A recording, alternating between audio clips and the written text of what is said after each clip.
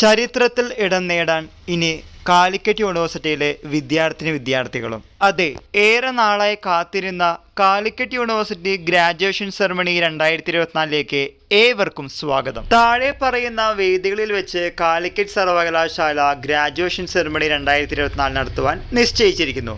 പാലക്കാട് ജില്ല 25/6/2024 വേദി യുവക്ഷേത്ര കോളേജ് മുണ്ടൂർ പാലക്കാട്. തൃശ്ശൂർ ജില്ല 26/6/2024 വേദി വിമല കോളേജ് തൃശ്ശൂർ. വയനാട് ജില്ല 28/6/2024 വേദി പഴശ്ശിരാജ കോളേജ് പുൽപ്പള്ളി. കോഴിക്കോട് ജില്ല 29/6/2024 വേദി Saint Joseph's college Devagiri. Malappuram ജില്ല 2/7/2024 വേദി PSMO കോളേജ് തിരൂരങ്ങാടി. ഇനി നമുക്ക് പൊതുനിർദ്ദേശങ്ങൾ നോക്കാം.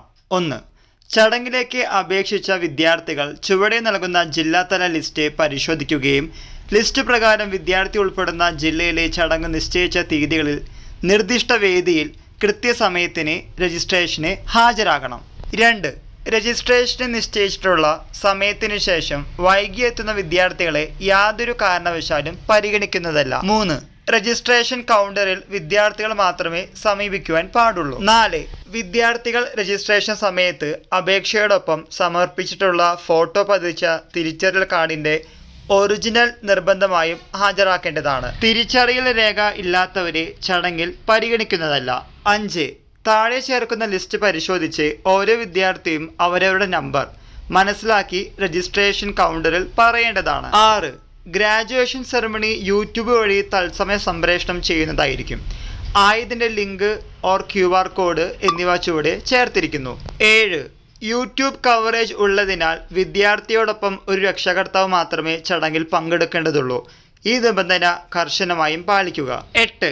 ഔദ്യോഗിക ഫോട്ടോഗ്രാഫർ എടുത്ത ഫോട്ടോ വിദ്യാർത്ഥികൾക്ക് യഥാസമയം ഡൗൺലോഡ് ചെയ്യുന്നതിനുള്ള സൗകര്യം ഒരുക്കിയിട്ടുണ്ട്. ഡൗൺലോഡ് ചെയ്ത് എടുക്കുന്നതിനുള്ള ലിങ്ക് രജിസ്ട്രേഷൻ സമയത്ത് നൽകുന്നതായിരിക്കും. സ്റ്റേജിൽ അൺഒഫീഷ്യൽ ഫോട്ടോഗ്രാഫി അനുവദിക്കുന്നതല്ല. 9.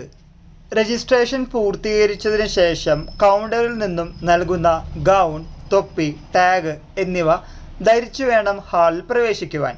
10. വോളണ്ടിയർമാരുടെ നിർദ്ദേശം വിദ്യാർത്ഥികൾ കൃത്യമായി പാലിക്കേണ്ടതാണ്. 11. ഹാളിൽ പ്രവേശിച്ചയുടൻ ഓരോ വിദ്യാർത്ഥികൾക്കുമായി സജ്ജീകരിച്ചിട്ടുള്ള ഇരിപ്പിടങ്ങളിൽ മാത്രം ഇരിക്കുന്നതിന് ശ്രദ്ധിക്കേണ്ടതാണ്.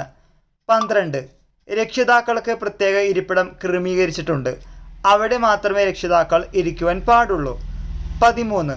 സ്റ്റേജിൽ പേര് വിളിക്കുന്നതിനനുസരിച്ച് ക്രമമായി സ്റ്റേജിൽ കയറുകയും സർട്ടിഫിക്കറ്റ് സ്വീകരിക്കുകയും ചെയ്യണം. കൈപ്പറ്റിയ സർട്ടിഫിക്കറ്റ് തൻ്റേതാണെന്ന് ഉടൻ തന്നെ വിദ്യാർത്ഥി ഉറപ്പുവരുത്തേണ്ടതാണ്. 14.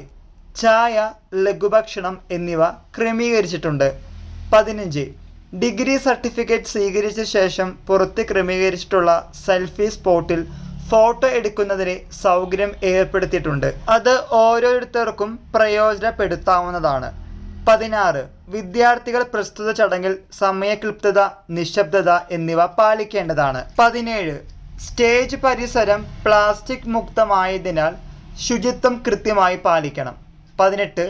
പ്രസ്തുത ചടങ്ങിൽ ആവശ്യാനുസരണം മാറ്റം വരുത്തുന്നതിന് ചെയർമാനും ജനറൽ കൺവീനർക്കും അനുമതി ഉണ്ടായിരിക്കും. കൂടുതൽ വിവരങ്ങൾക്കായി താഴെ കൊടുത്തിരിക്കുന്ന നമ്പറിൽ ബന്ധപ്പെടാവുന്നതാണ്. അങ്ങനെ കാത്തിരിപ്പിനെ ആമമിട്ടുകൊണ്ട് 25-ാം തീയതി മുതൽ തുടങ്ങാൻ പോകുന്ന ഗ്രാജുവേഷൻ സെറമണിയിലേക്ക് ഏവർക്കും സ്വാഗതം. ഈ വിവരം നിങ്ങളുടെ ഫ്രണ്ട്സുമായി ഷെയർ ചെയ്യുക, മുന്നോട്ട് പോവുക. എല്ലാവർക്കും ഒരിക്കൽ കൂടി നന്ദി, നമസ്കാരം.